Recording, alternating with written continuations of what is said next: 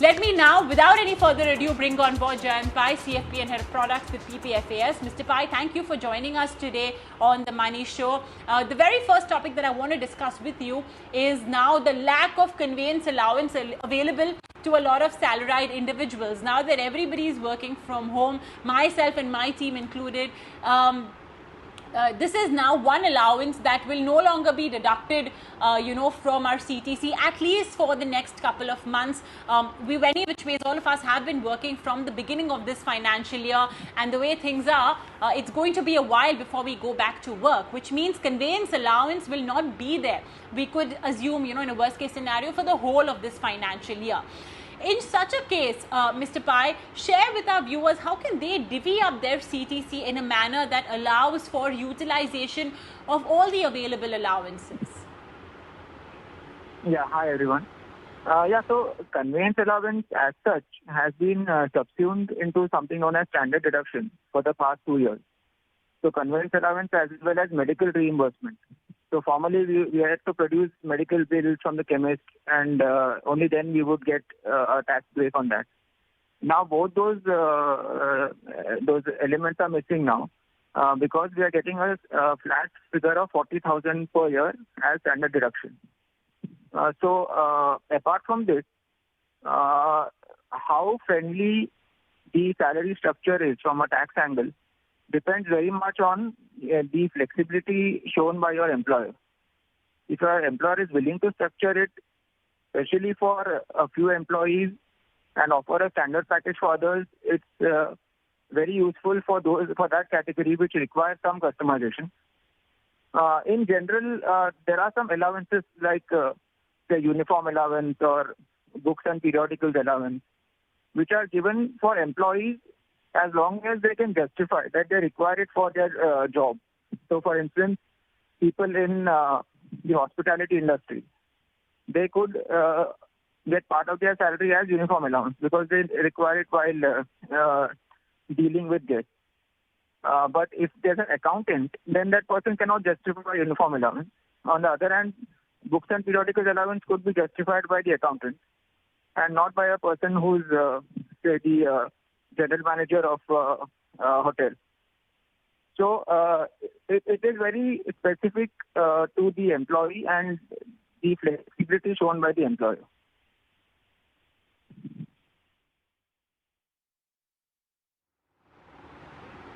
Okay, it has to be consistent with the demands of your company. It has to be consistent with what exactly is your job profile. Like, for example, if let's say you are working in the role of a nurse, in the role of a doctor, then you may be allowed a uniform allowance. This is just an example, of course. But yeah, maybe you could have a meeting with your HR department and see how you can divvy up your CTC in a manner that would essentially allow for utilization of all these allowances that the income tax department does provide. So this is just some of them. Do remember that conveyance and mobile allowances have been clubbed now. It's 50,000 rupees, in fact, is a standard deduction that is allowed. So that's, of course, on with respect to the CTC bit. I want to also talk to you about something that's been introduced with effect from the 1st of July, and that is Section 194N. Mr. Pai, if you could simplify this for our viewers, what does it mean? What are the implications of this? 194N actually is not really relevant for a large swathe of the population because it deals with cash withdrawals in excess of 1 crore rupees over the year from a particular payer. So this particular payer could be a particular bank or the post office. So if an SSE withdraws a sum of 1 crore or above in various installments, it doesn't have to be in one installment, during the course of a particular financial year, then the amount which is over 1 crore, with whatever amount it is, the payer, that is the bank or the post office, will have to deduct tax at the rate of 2% of that amount. So, for example, if somebody withdraws 1 crore and say 1 lakh, so on that 1 lakh, there will be a tax of 2,000 which is deducted and deposited with the government. So the purpose of this is basically for the government to keep track of these withdrawals. And that is the purpose of any TDS, so whether it is on sale of property or on salary or whatever. So this, we have seen, in some cases, people withdrawing large amounts over small installments. And this is this has been introduced with a view to getting them into the tax net.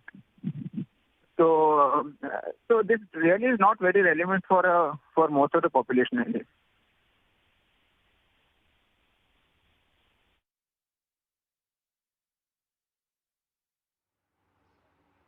All right. Okay, understood. Now, Mr. Pai, just a clarification is what I wanted in this section 194. And yes, you're right. It actually may not apply to a large segment of our population.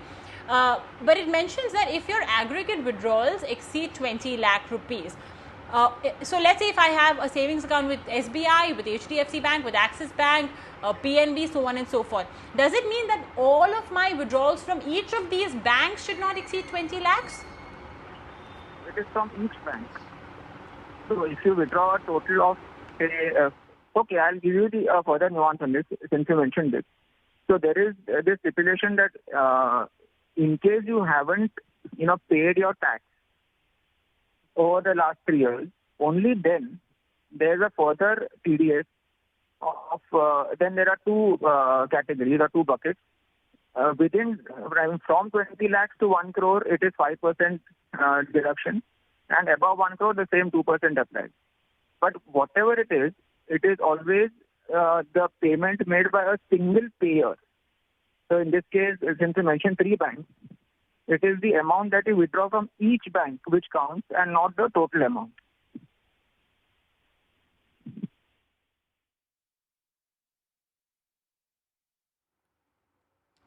Okay, understood. So that's basically about section 194 and a clarification over there. And now, of course, Mr. Pai, we have just literally the last 2 weeks, unless the finance minister, decides to extend this date again. But yeah, we literally have now the last 2 weeks to make those tax-saving investments for FY20. Yes, folks, if you still haven't made it, then don't wait any longer. This is literally the last 10 odd days that you have. Mr. Pai, help our viewers out there. What should be their go-to tax-saving investment? Not just for FY20, but for FY21, etc., etc. Yeah, you rightly mentioned that the same strategies should apply across financial years. So the first thing is that in case you haven't taken that first step towards tax saving, don't panic. You still have a few days. And today with online facilities available, you can do the whole thing in a day or two. That's one thing. But in a state of panic, don't take steps which may save you tax today, but which are harmful for you in the longer run. So, for example, taking a life insurance policy which you don't need, or getting into some tax-saving deposit which actually does not even give you returns equal to inflation, all those things. Before you decide which investment option to choose, you have to first estimate your tax liability. Based on that, you will have to make the investment. So, in case you don't have a very hefty liability, you don't have to really maximize all the amounts available under various sections. So, for instance, under ATC, you may get a benefit up to 1.5 lakhs, but you may not really need to invest that much or to spend that much. So, that's the first thing. Second is, even though you feel you have not yet taken the first step, during the course of the year, there are several expenditures that you may have undertaken which actually go to help you to save tax. So, for instance, your life insurance premium is one such expenditure, children's school fees, your health insurance premium, your NPS contributions. So, all these, will add up and help you save tax. So, before you blindly invest in something just because, you only have a few days to go, first assess the big picture and only then decide where you want to invest the incremental amount. Because it may so happen that you need not, undertake a single rupees investment because your tax planning is already done during the course of the year and you are not aware of it.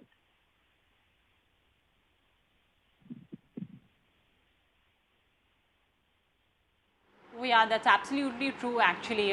In fact, you must also take into consideration when assessing your tax liability already the TDS as well that has been cut, by your employer or by, your bank, etc.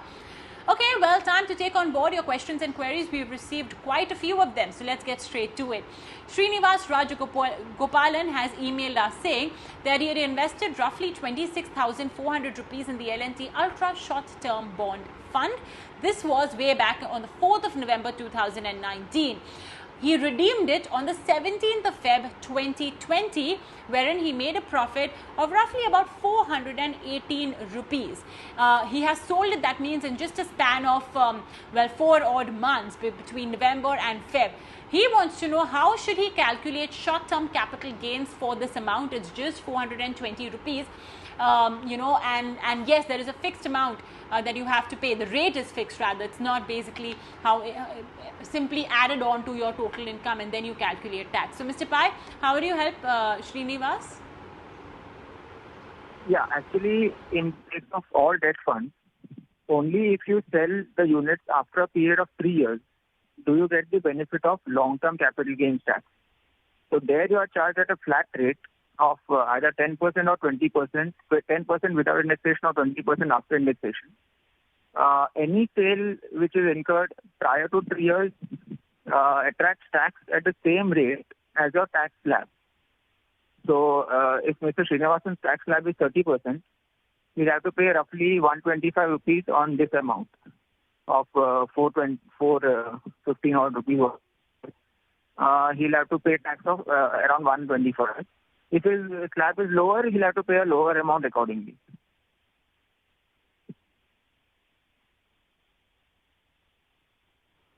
Okay. All right. So I stand corrected over there. This bit will basically be added to your income. So whichever slab you are in, you'll accordingly pay taxes. Okay, let's take on board our next query. It's coming in from R.K. Khanna. He says that I'm a retired personnel from private service. He is also above the age of 65 years. So he's basically a senior citizen. He wants to know if he must pay advance tax on a self-assessment by the 31st of July, or should he pay it by November, the 30th of November, which is the last date for filing your return for FY20.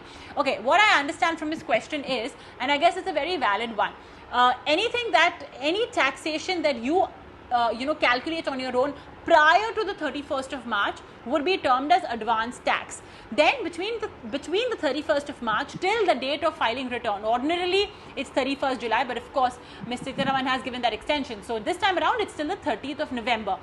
That would be called as self-assessment tax. Now he wants to know if it will be considered as SA tax even if he's paying his tax till the 30th of November. A valid question over there, Mr. Pai, now that the dates have been shifted here and there. What is your assessment of the case?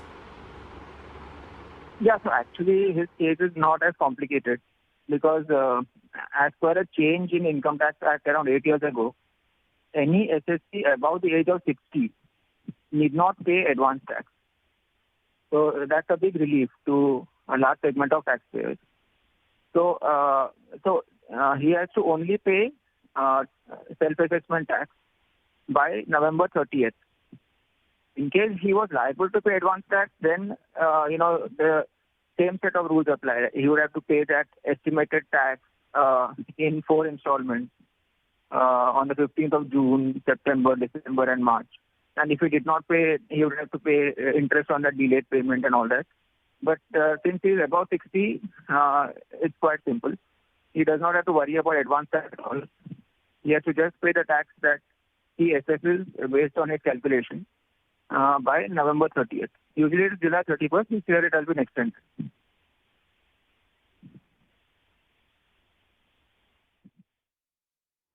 All right. Yeah, well, that's an important clarification. Anybody who's a senior citizen does not actually need to be worried about paying advance tax. That they've been exempted from paying advance tax. But of course, that does not mean you have to make your tax payments. You can make even the tax payments after the the financial year is over. All right, let's take on board our next query. Siddhartha Chakraborty writes into us saying, on my father's demise, my senior citizen mother has inherited his shareholdings. our individual here, Siddhartha, is now the nominee. In his income tax declaration, he would declare the yearly dividend received as non-taxable, since the tax would have already been deducted, before dispatch of the dividend to investors, basically in the form of dividend distribution tax. This was definitely the case till March 2020. But of course, then we had FM Sitaraman taking away DDT and making dividend taxable in the hands of the shareholder from this assessment year onwards. Now he wants to know, what is the treatment of dividend at present as before or different? And what about the interim dividend that they have received after the receipt of the standard yearly dividend? So for example, he's received dividend income on the 30th of July 2019, and he's also received interim dividend on the 9th of March 2020. So Mr. Pai, what would be the treatment of these two dividends that he has received? So everything has to be seen through the prism of April 1st, 2020. So any dividend received prior to that, it will be the amount which is credited to the shareholders' accounts after deduction of the dividend distribution tax. So consequently, it means that shareholders need not pay any tax on the amount they receive. So that's very simple. The complication arises after April 1st. So in his case, his mother has inherited certain shares. So from the date of inheritance, any dividends received by her on the shares which were formerly owned by his father will not be liable to any dividend distribution tax in line with the changes announced in the recent budget. So what that means is, in case his mother receives say 100 rupees as dividend, that 100 rupees will be treated as her income and taxed as per her income tax slab. In the earlier case, now also one thing, the dividends earned by his father prior to his demise, all those dividends will be treated as part of the father's income, and tax will have to be paid accordingly, along with the usual deductions and exemptions which are available. Only the dividends received by the mother hereon, after getting the shares, she will have to pay tax on that income, just like tax on any other thing, say like bank interest or whatever. They are all treated as part of your income and taxed according to your income tax slab.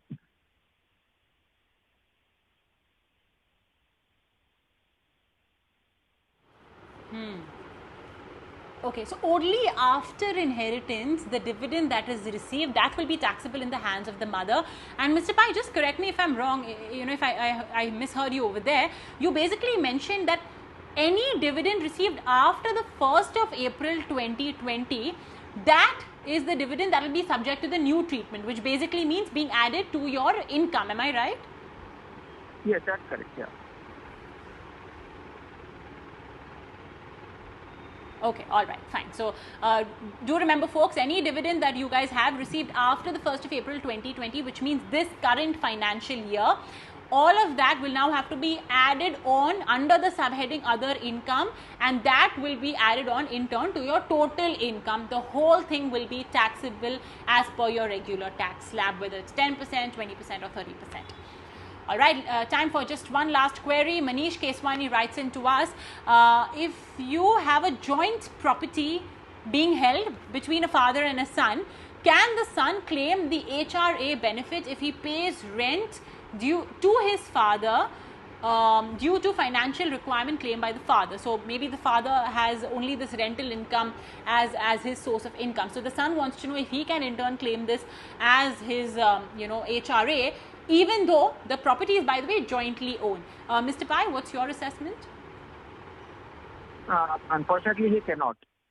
So in the ordinary course, children can pay rent to their parents, and the parents must display that income in their return. But here, even if his father is willing to do that, the rules say that you cannot pay rent to yourself in a sense. So jointly owned properties are partly owned by the SSE also. So co-owners cannot pay rent on properties owned by them. So, so here he will not be able to claim HRA benefit, even if his father shows it as income in his return.